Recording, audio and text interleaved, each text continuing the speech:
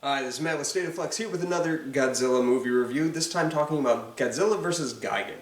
After the somewhat tumultuous response that Godzilla vs. Hedorah had gotten, um, Godzilla went back to a more traditional type of storytelling. Again, you had cosmic monsters. This is sort of a reinterpretation of Godzilla versus, Ghidorah, the three-headed monster, rather, and it even includes Ghidorah in it, where you have an alien threat that's unbeknownst to the people of Earth. Godzilla gets roped into it and becomes defender of the Earth. Not much has changed in the past 10 years for the Toho making of these movies. However, the costuming looks really good, especially the design on Gigan. Back when I reviewed Ghidorah the Three-Headed Monster, I said that Ghidorah is a much beloved monster and easily one of the top 5 best-looking Godzilla monsters there are. For my money, the best-looking one, right here, Cosmic Monsters, what I wrote, Gigan. Gigan has always been the coolest-looking monster in the Godzilla mythos. There's one or two others that could give him a run for his money. One of which I talked about last week. I thought Hedorah looks great, but Gigan undeniably looks really cool.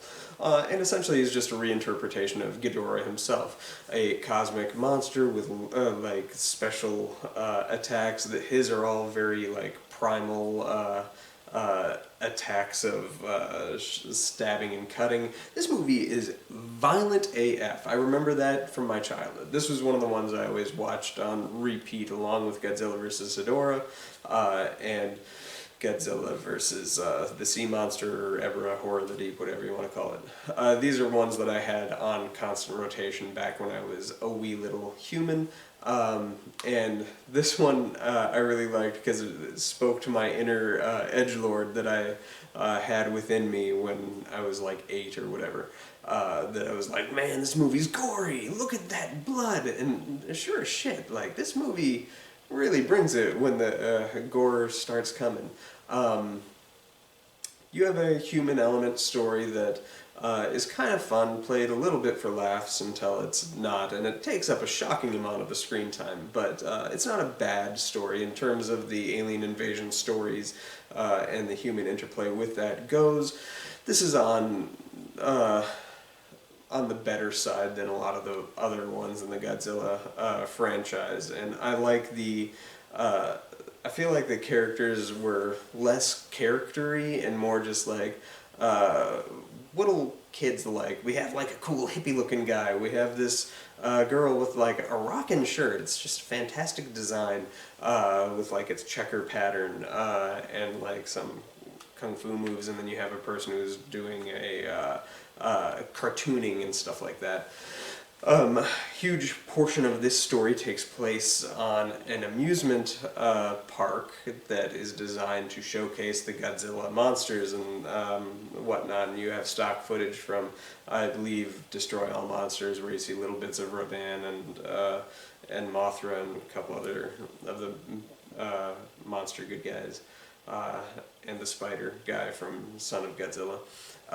But yeah.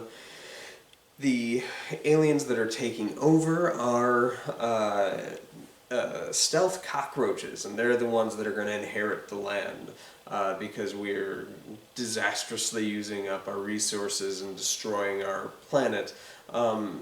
It's sort of a lingering story thread from Godzilla vs. Hedorah, but not anywhere hit as hard with its environmentalist leanings that film had.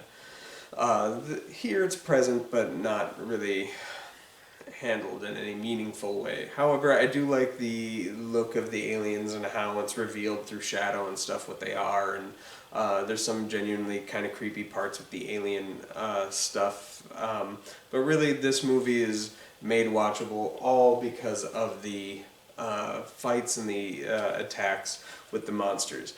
However, I will also talk about the one thing that this film does that I never been able to wrap my head around is Godzilla and Anguirus talking.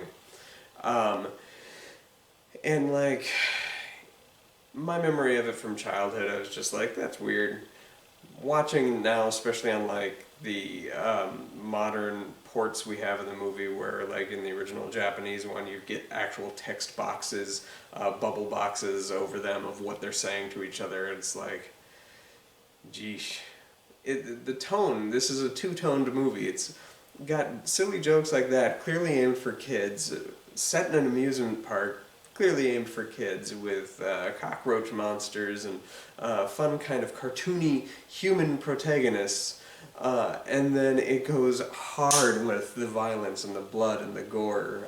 It's like, this would probably earn itself a PG-13, and it's only like one or two splats of blood that are really any meaningful ones, but hot damn if they're not aggressively violent and shocking even to this day.